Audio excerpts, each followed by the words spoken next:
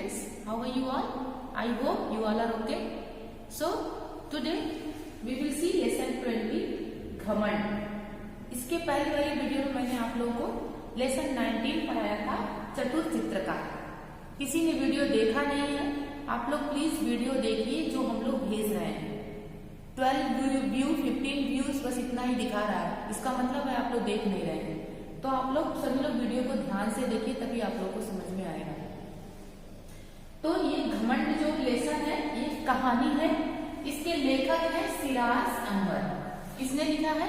सिराज अनवर ने। इस लेसन में सीप और कौवे के बारे में बताया गया है पूरा लेसन। सीप को घमंड होता है कि वो बहुत ही सुंदर है, कीमती है, इसलिए वो कौवे को परेशान करती है, कौवे को उल्टा सीधा बोलती है, लेकिन बाद में सीप का घमंड इसमें खत्म किया गया है। तो इस पूरे लेसन में आपको यही बताया गया है। लेसन में अहंकार हमारा सबसे बड़ा शत्रु है। अगर हमारे अंदर घमंड है, अहंकार है, तो हमारी सारी कला उसके आगे बेकार है। इसलिए अगर हमारे अंदर कोई क्वालिटी है, कोई गुण है, तो हमको उसमें अहंकार नहीं करना चाहिए। ठीक है। और इस पाठ में कुछ कठिन शब्द हैं जो मैंने यहाँ पे लिखा है, आप लोग भी इसको अपनी HW कॉपी में लिखेंगे। कठिन शब्दों को आप अपनी HW कॉपी में लिखेंगे। कठिन शब्द देखिए, ज्वार भाटा, दिलचस्पी, यूनिवर्सिटी, प्रोफेसर, लेक्चर, खूबसूरत, कीमती, झल्लाकर, सीपियम, अद्भुत और लुढ़कता। ये आपके कठिन शब्द हैं, इसको आप HW कॉपी में लिखेंगे। कुछ शब्द और कठिन है जिसकी मीनिंग भी दी गई है, वो आपकी बुक में पीछे दिया गया है, आप लोग वहां से याद करेंगे। आगे हम लोग इस लेसन को पढ़ेंगे और मैं एक्सप्लेन करूंगी। Okay, open your lesson 20 page number 114। ठीक है, देखिए, चमकदार और कीमती सफेद रंग का मोती तो आपने देखा ही होगा। असली और सच्चे मोती की कीमत हजारों तक पहुंचती है।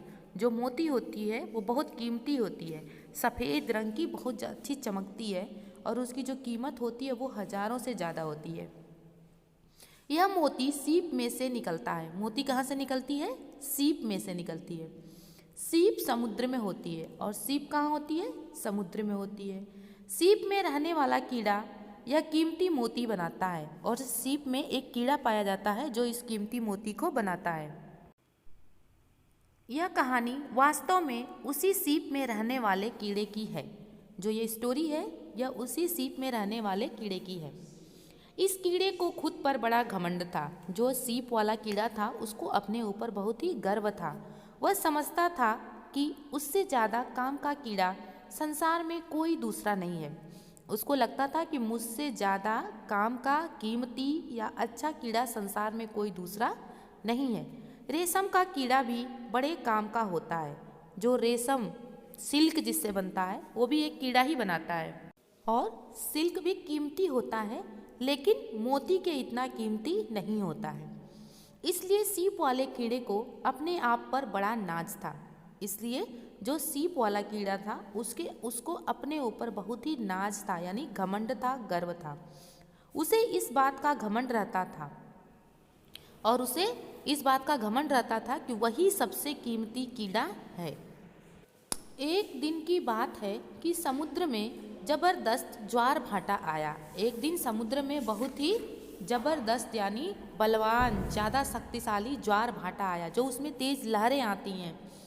लहरों में हलचल मच गई। ज्वार भाटा की वजह से लहरों में पूरी हलचल मच गई। सीप वाला कीड़ा अपनी चमकीली और रंग बिरंगी सीप के अंदर बंद रहकर समुद्र की गहराई में रहना पसंद करता था। जो सीप वाला कीड़ा था वो कहाँ रहना पसंद करता था? समुद्र की गहराई में। वह इतना घमंडी था कि पानी के ऊपर आना भी अपना अपमान समझता था। वह अगर पानी के थोड़ा सा भी ऊपर आ जाता था उसको अपना अपमान लगता था, क्योंकि वो समुद्र में रहना चाहता था, समुद्र की गहराइयों में रहना चाहता था। मगर ज्वार भाटे ने उसे जबरदस्ती सतह की तरफ उछाल दिया। लेकिन जब ज्वार भाटा आया, समुद्र की लहरें तेज हुई, तो वह लहरों की वजह से बाहर आ गया। सतह पर आकर उसने अपनी चमकीली सीप की डिबिया के किवाड़ खोलकर ऊपर की इस दुनिया में झांका। जब वो बाहर आया तो सीप, जैसे यहाँ दिख रहा है आपको पिक्चर में, थोड़ा सा मुंह खुला हुआ, ऐसे ही उसने खोल करके दुनिया की तरफ झांका। अभी वह झांक ही रहा था, झांकना मीन्स देखना, कि समुद्र की एक ऊंची लहर ने उसे उठाकर रेत पर फेंक दिया। फिर दूसरी लहर आई और उसको किनारे से उठा करके आगे रेत पे फेंक दिया। रेत मीन्स जो बालू होता है, सैंड। अब तो कीड़ा बहुत घबराया। अब वह क्या किया? बहुत घबराया। खुद चलकर वह दोबारा पानी में नहीं जा सकता था। वह खुद चलकर पानी में नहीं जा सकता था, मगर समुद्र की लहरें उसे बार बार आकर छूती थीं। लेकिन जो लहरें आती थी उसको छूती थी, लेकिन इतनी तेज लहर नहीं थी कि फिर से उसको वापस समुद्र में ले जा सके। उसे बड़ा क्रोध आ रहा था। इस बात को देख करके जो सीप थी उसे बहुत ही गुस्सा आ रहा था कि पानी से दूर होने के बावजूद पानी उसे बार बार आकर छूता तो है, लेकिन लहर इतनी जोरदार नहीं आती कि उसे अपने साथ बहाकर समुद्र में ले जाती।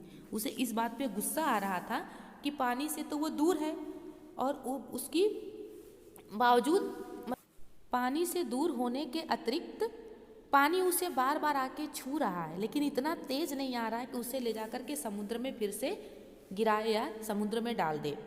समुद्र के किनारे उगे हुए पेड़ पर एक कौवा बहुत देर से उसकी बेबसी पर गौर कर रहा था। वहीं समुद्र के किनारे एक पेड़ था जिस पर एक कौवा बैठा था और वह बहुत देर से ये सारी चीज़ें देख रहा था। जो सीप की बेबसी यानी मजबूरी थी उसको वह देख रहा था। वह तेजी से उड़कर सीप के पास आ बैठा और अपनी नोकीली चोंच से सीप को ऊपर से खटखटाते हुए बोला, अरे कोई है अंदर, दरवाज़ा खोलो। कौवा अपनी चोंच से सीप के ऊपर खटखटाते हुए बोलता है, अरे कोई है अंदर, दरवाज़ा खोलो। वो बोलता है कि इसके अंदर कोई है, अपना दरवाज़ा खोलो। यानी सीप अंदर बंद है तो कौवा बोल रहा है कि दरवाज़ा खोलो। कौन शैतान हमें परेशान कर रहा है? इस पर सीप बोलती है, कौन शैतान? शैतान मीन्स दुष्ट, परेशान कर रहा है। घमंडी कीड़े ने अंदर से चिल्लाकर पूछा, कौन शैतान हमें परेशान कर रहा है? सीप ने पूछा। मैं शैतान नहीं हूँ, दरवाज़ा खोलकर बाहर तो आओ। कौवा बोलता है कि मैं शैतान नहीं हूँ, अपना दरवाज़ा खोलकर बाहर आओ। सयाना कौवा बोला। सयाना कौवा यानी जो चालाक कौवा था उसने बोला, क्यों आऊँ बाहर? सीप बोलती है, क्यों आऊँ बाहर? जरा बातें करेंगे और क्या? कौवा बोलता है, थोड़ी बातचीत करेंगे और क्या? कौवे ने प्यार भरी आवाज़ में उत्तर दिया। कौवे ने बहुत प्यार से बोला, मैं तुम्हारी तरह बेकार हूँ क्या? सीप बोलती है, क्या मैं तुम्हारी तरह बेकार हूँ? मैं इस समय एक मोती बनाने में जुटा हूँ। मैं मोती बना रहा हूँ। तुम जैसे काले कलूटे जानवर से बात करना मैं अपनी शान के खिलाफ समझता हूँ। कह रहा है तुम जैसे काले कलूटे, कौवा काला होता है तो कह रहा है तुम जैसे काले कलूटे से बातचीत करना मैं अपने शान के खिलाफ समझता, यानी गौरव के खिलाफ समझता हूँ। कीड़े ने गर्व भरी आवाज़ में बहुत घमंड से उसने बोला, ओहो यह नखरे। कौवा हंसा, अरे भाई मैं तुमसे समुद्र की तह के बारे में पूछना चाहता हूँ और अपनी आज़ाद दुनिया के बारे में कुछ बताना चाहता हूँ। कहता है, अरे भाई मैं तुमसे कुछ पूछना चाहता हूँ कि तुम समुद्र में रहती हो तो वहाँ पे क्या है, कैसा है, और मैं अपनी आज़ाद दुनिया जो बाहर की दुनिया है उसके बारे में मैं तुम्हें कुछ बताना चाहता हूँ। तो आज आप लोग इतना पढ़ेंगे, नेक्स्ट हम कल बताएंगे आप लोगों को नेक्स्ट वीडियो में। Okay, thank you.